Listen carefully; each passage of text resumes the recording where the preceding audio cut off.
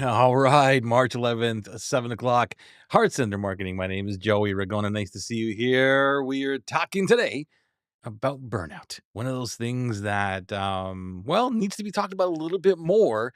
And yours truly has gone through a little bit of burnout. And it freaked me out to know that I had burnout or maybe even still have burnout. So I want to share some stuff with you to make sure that you're not falling into the same trap that I did. And believe me, I feel absolutely fantastic. Not that I had burnout or still have burnout, but the fact that I just don't feel as though what I thought was burnout, but I think I have it because reading a lot of books, reading a lot of studies about it, thinking, okay, I'm checking off all the boxes, just like I checked off all the boxes with ADHD, thinking that I'm not hyperactive, have that other part of the ADHD part, but I do. Anyway, that's a whole other subject. But welcome to the show. If you're here live, let me know with a hashtag live or hashtag replay if you're watching the replay. And I just want to go down here and turn on my Facebook monitoring over here just so I can see anything coming in from the hey colleague. There you go. See, on over to the Facebooks and on over to the Facebook group. And hi colleague, just see here your amazing comment that you are here. Almost missed this with the time change. Wow, I totally forgot about the time change, as a matter of fact. So thanks for reminding me, Collie. Good to see you here live and everyone else. So yeah, today is going to be one of those interesting conversations that is about burnout. I'm going to give you a couple of tips on how to market without getting burnt out, and it's funny because we talked about this. I shouldn't be using the word funny, but it's uncanny how we talked about this today on my private mastermind academy. One of the clients, actually two of the clients, um, talked about just being burnt out on social media, doing all these things. I get it. And I think like the first part that I realized when I was leaning towards thinking that there was burnout was back a few years ago, 2016 to 19. I share the story all the time about how my heart and my head were fighting. And that had a lot to do with what the burnout symptoms happen to be because I was always trying to focus on like my heart was there to try to have that deep impact and to truly transform people's business. And at the same time, I was caught up in this thinking that I should be doing things, trying to be everywhere. I was told to be everywhere on all the social media platforms, and maintaining that presence. That was a little bit hard. I really wasn't great at it because I guess I got burned out really quick on it. And following traditional marketing rules, that was the big one for me. But I fought it for years and years. And it just led me to a point where that internal battle led to exhaustion. I was really tired out. And I find myself constantly checking metrics and comparing engagement to everyone else. I was feeling overwhelmed and pressured to create this daily content across all these multiple platforms, different content for different platforms that it had to be associated with LinkedIn or it had to be, formatted for Instagram or whatever that looked like. And the quality of my work and the focus that I had on clients began to suffer. And so that's the big one for me, and it just it was not sustainable anymore for me to be in that role, which is why I wanted to pull back from following everyone else's playbook. And because I'm a natural, I guess, contrarian, I go against the rules all the time.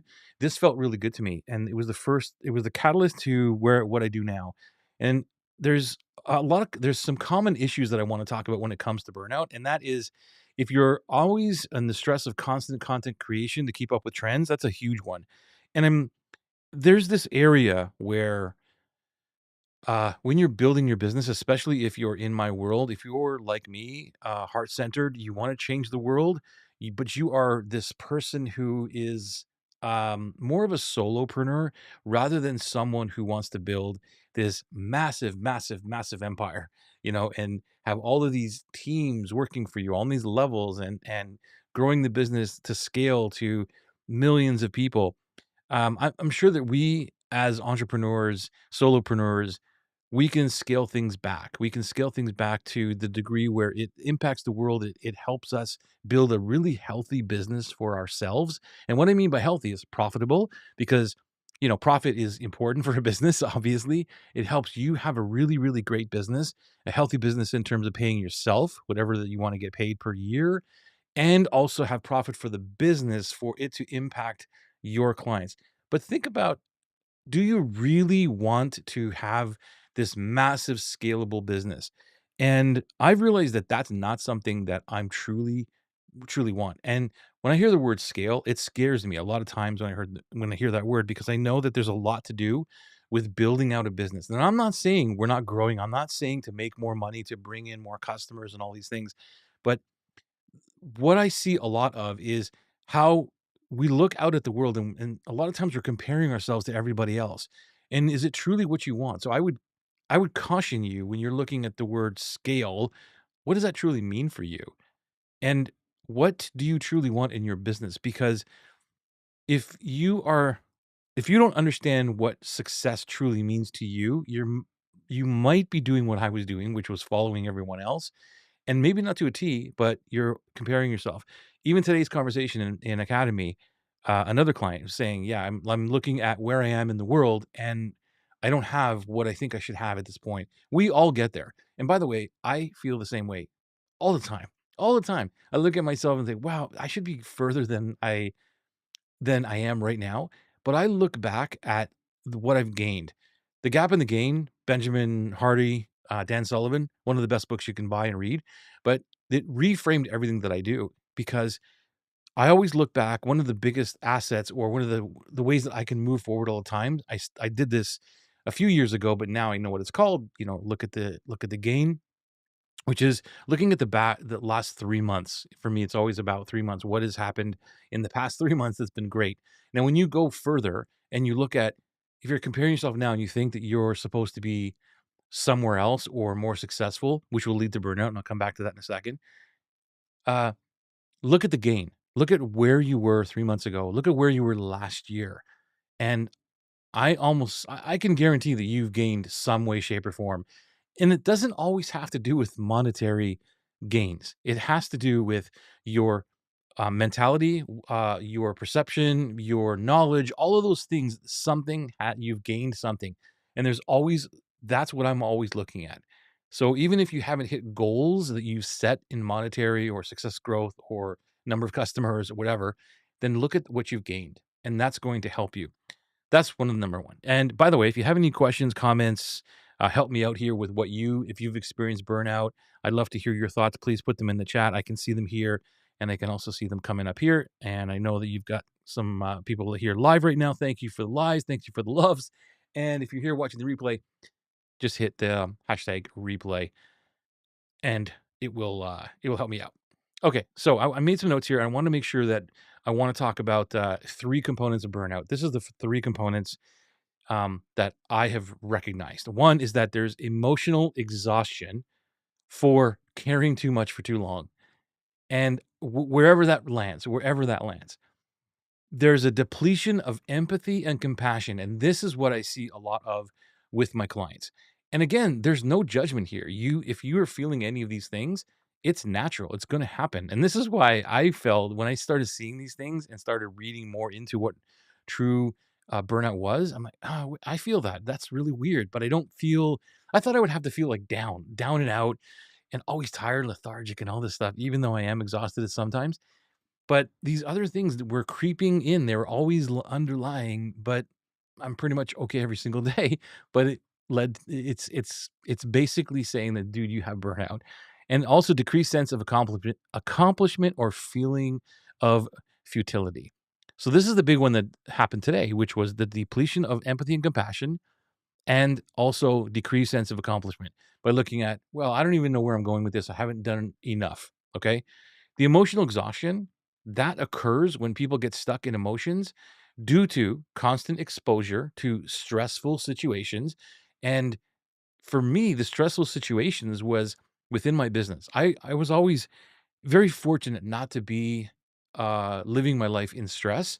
However, there was different kind of stress, right? When I see other people stressed out about whatever it is, stuff that I would detach from, like events and politics and all those other things. Like, I'm not even going to deal with any of this stuff, and I wouldn't be stressed out. And I'm sure you know somebody, you walk up to them and say, "How's it going?" And they're always stressed out about stuff that they really can't change too much about. Um, but for me, it wasn't that. It was more on the stress of, uh, trying to be something, or be something that I wasn't, in terms of looking at other people and going, maybe I should be doing that. And that was the big one.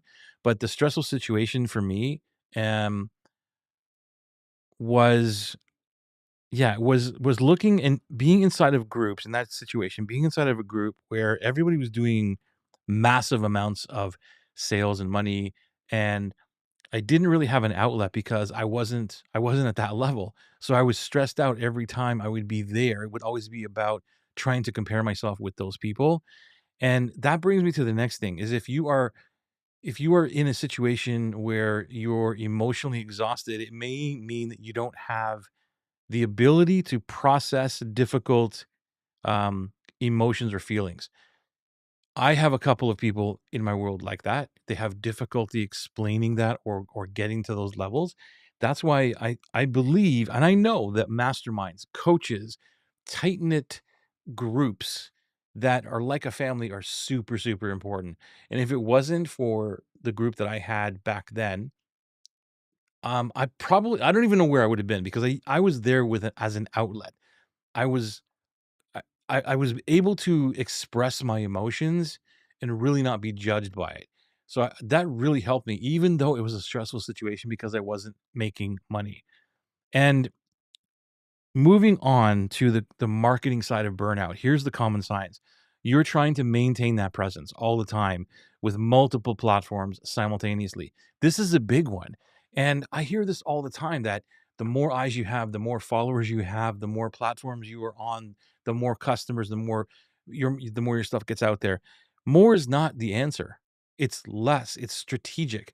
And I'm not saying you never grow, but I have actively been doing this over the past almost 2 years now, focused on stripping down everything and focusing on one area, and then building out systems that amplify, the singularity focus. Does that make sense?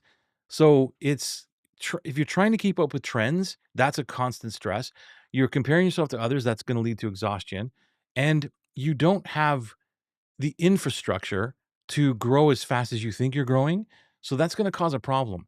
What I mean by this is that if you're focusing on building out systems, one of the things that I have built out now is content calendar development, so that I'm putting out content, but repurposing a lot of content. And you've probably heard this before.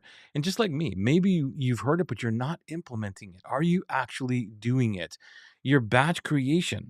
These are tips that I can give you where you can still get out and do what you want to do in terms of the content, but not have to deal with it every single day. And setting realistic posting schedules. So it all depends on what you want to accomplish. The thing that about social media that I have learned, and there's different opinions out there about this, but you either want to grow a business or you want to be an influencer. And there's a difference. And I do not want to be an influencer. I want to grow a business. And I know that growing a business on social media is not about putting out a post a day, a post a week, whatever, and expecting it to build your business. That's not what it's about. It's about getting attention of your dream clients, but it's not something where you're putting the time into it to expect something in return right away. You're investing in a bank account. That's all it is. And if that burns you out, then you need to deal with that and come up with a better content schedule for you. So I'm not a big fan of having to deal with um, constant contact or constant content every single day. However, sometimes I just love it. And I am the way, for me, sometimes you'll see a lot of content come out for me in a day, like six tweets, or 3 posts or whatever. That's because of the way that my brain works. This works for me. So when I get an idea or an inspiration, I write it and I maybe just want to put it out right away. Yeah, I just like to share when I get that thing. But that's me. I'm not saying this is for you. You have to realize what is going to stress you out and what is not. So when I was going through, how do I build a business? What do I do? What's content look like? Everybody else's system I tried to implement. And I'm not saying that it's wrong. I'm just saying that it burnt me out because it was their system. And even when I talked to my assistant and we talk about content and she's like, "Why don't we just do this and schedule all the posts out like a normal person," right? And that makes so much sense. Is do some content in a couple of days and schedule them all out for the next month or 2 months or whatever, and you don't have to worry about it. It makes so much sense. But that's not how I work. I work with just inspirational stuff. Pick up a book, read a paragraph, and go, wow, that's a really good thought. And then craft something around that and then want to put that out. Or I've talked to clients like today, and their stories or their inspiration or what we've talked about is what I want to post about or talk about on a live like this. And if I would have everything scheduled all out, then I lose that creativity or I lose that flexibility of being in the moment. I'm in kind of an in the moment content person. I don't want to stick a lot on content, but I just want to give you some ideas of how to navigate through stuff that may burn you out. Um, Comparison, the common causes. So like I said, if you're burned out, it's trying to be everywhere at once. It's constant content creation pressure. If you have that, it's comparison trap with competitors. Please don't compare yourself. One of the big things that I learned when I started real estate investing, one of the biggest things that I took away from that was never put anybody on a pedestal and never compare yourself to anybody else. That's when I was first really getting into mindset shifts of coming out of like, the regular mediocre person of just like, oh, everything's crap. And then look at that, maybe the world is looking at the world a different way with positive mindsets. But one of the big mindsets was don't compare yourself to others. And it's stuck with me all the way through. And I ask you not to do the same thing. And unclear goals and metrics. And what I mean by this is what are your goals and what are your metrics? I was caught in looking at all kinds of data. And I'm not saying data is bad, but when it controls your how can I say this in a I mean, the business way is right. There's ways of looking at data that controls the business, like making business decisions. But I was looking at it from a different way, more of a comparison of looking at metrics and goals of, well, they have X amount of followers or X amount of people on their email list and I don't. So I was constantly looking at those metrics, trying to get them up just as a comparison. That's what I'm talking about. So we're talking about burnout. We're talking about like how do you do this in without doing it with marketing. Is if there's any question, by the way, let me know in the chat. If you have questions about this or comments, let me just double check down here. I think we're good. Okay, cool. Um, so here's what I want to share with you and leave you with is that first of all, build the system, and you don't have to build all kinds of different systems. When I talk about this, sometimes people get freaked out. Like I don't have the time to build all this. I spoke to another client today. Was it today? Yeah, I think it was today. And we talked about, you know, 16-hour, 18-hour days. Like literally, solopreneurs like us, we work a lot. But it's when you can scale back and build a system that takes over a lot of the I guess the tasks for you or hiring out people. All of those things are important, but it's basically starting off with systems that what is the most challenging thing for you right now in your business? And that's where you start to build a system.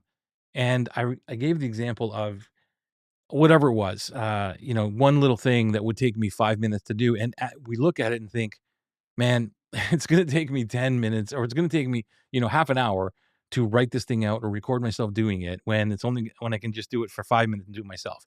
But we go through that over and over and over every day, all day. I'll just do it because it's only gonna take me 5 minutes.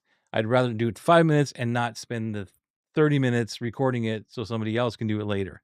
And I'm telling you that that was how I lived my life. That led to burnout because you're not only doing it yourself, but because you're wearing so many hats as a solopreneur, and I know this, and because I know this because especially that most of my clients are women. 85% of my clients are women, solid, independent women with families. And they got a lot of stuff going on, like a lot of stuff. They got the family, they got their children, they got a lot of stuff going on, right?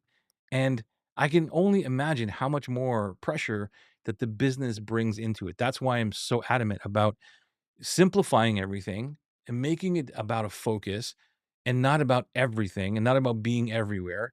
and building systems and getting the cognitive load out of your head, because that's what causes burnout too, because you're constantly making decisions all day long.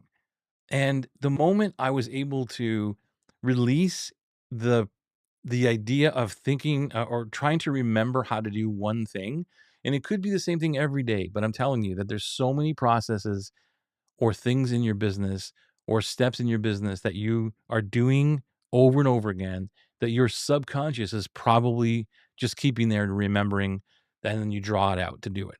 But imagine if you could just let go of everything, have a clear mind, so that when you're going to do something, all you do is follow a checklist. That freedom, when you talk about freedom, is indescribable. It's priceless. And I promise you that your burnout will begin to lessen and hopefully remove complete burnout. Even if you're posting, like you're doing a post, or how do you write, or whatever it is. And it's super important. So you have to have self care when you're marketing, setting boundaries with social media. That's a big thing. Um, Regular digital detoxes. So there's there's moments of my week where I'm not on social media, and I'm just not doing anything. So I'm detoxing from digital stuff. Managing client expectations is huge. So if you have clients right now who are constantly needing your help, and they're I shouldn't say the word really invading your boundary or your areas, but if you don't have those boundaries in place and they don't understand that, it's not their fault. It's our fault because we haven't set boundaries. And we, as entrepreneurs, heart-centered marketers, if you're like me, like my clients, we want to be there. We want to be there to support people. Yesterday was a great example of this because um, a brand new client needed some clarity. And I said, you know what? Why don't we jump on a Zoom call? And it was out of my regular work day. It was, I don't know, it was whatever. It was early evening that I was proposing to get on a Zoom call, which is not really normal unless I'm on a live call like this or something. And by the time they got back to me, it was late, like 9:30 or something, or whatever. I got the email. I could have jumped on, but I was already chilling out. I was already watching some Netflix with my wife, and normally the old Joey would have jumped and said, "Yeah, I'm just gonna go for like half an hour or whatever to deal with it." It wasn't a big deal, but I just decided, why don't we just meet tomorrow? It's a little bit late and I'm chilling out. And so I was giving, again, this is not a bad situation. There was no animosity back and forth between either of us. It was just like, okay, cool. I'll see you tomorrow. So it was a good thing for me to be able to um, like, push that thing back, because that's what I'm talking about leading to burnout. I would have never felt that. That's just the way my life was. I would jump and say, "Okay, let me just go do this because it's only gonna take me 10 minutes, 15 minutes to get on this call. Let me deal with this right now." And plus, because I'm ADHD, I want things, like, done right now. As you know, there's, or maybe you don't know, with ADHD, there's only 2 time zones, or yeah, 2 sets of time, now and not now. So most of the time when something comes up, is like, "Let's go do this right now." Just frustrates my wife. So, but that was like, okay, that was a not now. Let's do this not now. We'll do it tomorrow. And it works out really, really well. So I think that the burnout or exhaustion is lifting from me by me sharing these things. So here's what I want you to take away from this. One is, audit current marketing activities. What are you doing? If things are burning you out, then you got to audit it and see, like, where is this burning me out? Identify where those energy drains are. And this is one of the biggest things that I talk about with clients all the time. Yes, we want to grow the business, but I'm more of zooming into their lives and saying, "Tell me what's going on, so I can show you where you're draining out, where your batteries are being drained." Whether that with this, you don't have dream clients, you're not really clear on who the dream client is, which is a huge energy drain, or you're doing way too many things, or maybe you don't have enough clarity, so you're trying to do too many things and you're so unclear about it that it's just there's no focus to it, so it drains your batteries really, really quickly. Uh, Next is choosing one system to implement. This is huge. I don't know what the system looks like for you, but for me, it was, well, this is more important. For me, it was last year, I think, well, like 18 months ago, when I started working on Notion and I started working on building the back end of my business, organizing things, getting links to where all my videos, where all my assets, all those things, getting those things in place first, and then not worrying about the other things, because then my website took a little bit of a backseat. It was pushed to the back burner, and I was trying to do it all. Okay, I got to fix the website. I got to update some of the pages. I got to do this. It was just way too much, and sometimes you have to pick your battles. So my thing was about, how do I create one system right now to implement? And that was create the SOPs on what I do. Now there's almost 400 of processes that I have built in the past 18 months.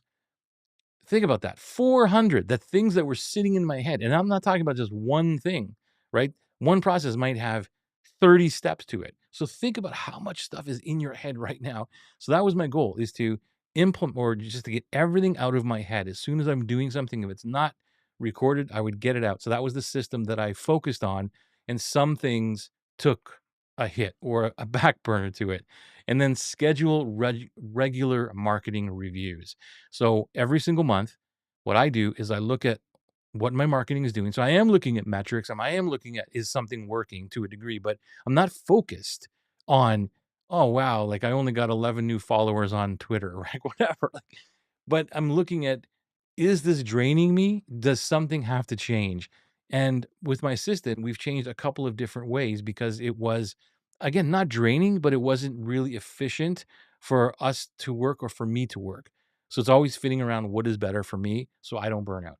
I'm hoping that this conversation helped you. And if you have any comments or questions after the fact, if you're watching this on the replay, hashtag replay, by the way, let me know. Thank you so much for watching. Thank you for being here as part of this Heart Center Marketing Show for the last, I don't know, 6 years, 5, 6 years. It's been a pleasure, and we're not going anywhere. I will see you next week for another episode of Heart Centered Marketing. Take care.